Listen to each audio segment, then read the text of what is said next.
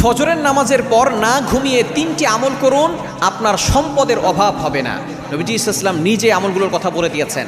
আপনি ফজর নামাজের পরে ঘুমাবেন না, কারণ এই ফজরের সময়টা হচ্ছে বরকতের সময়। আমরা অনেকে ফজরের নামাজ না পড়েই ঘুমিয়ে থাকি, আবার অনেক সময় দেখা যাচ্ছে নামাজ পড়ে অনেকে ঘুমিয়ে যায়। এই ফজরের পরের সময়টা হচ্ছে বরকতের সময়। নবী ইসলাম এই সময় বরকতের দোয়া করেছেন, বুখারীর হাদিস। নবী ইসলাম বলেছেন, আল্লাহুম্মা বারিক লি উম্মতি ফি বুকুরিহা, আয় আল্লাহ আমার উম্মতের সকালটা তুমি বরকতময় করে দাও। আল্লাহ তাআলা সেটা কবুল করে নিয়েছেন। সুতরাং ফজর নামাজের পরে না ঘুমিয়ে 3টি আমল করবেন। 1 নম্বর হচ্ছে দুরূদ শরীফ 100 বার পড়বেন, 100 বার দুরূদ শরীফ পড়বেন। আপনি দুরূদের ভিতরে সবচেয়ে ফজিলতপূর্ণ দুরূদ হচ্ছে দুরূদ ইব্রাহিম, এবং সবচেয়ে ছোট্ট দুরূদ হচ্ছে সাল্লাল্লাহু আলাইহি সাল্লাম, এটা আপনি পড়তে পারেন।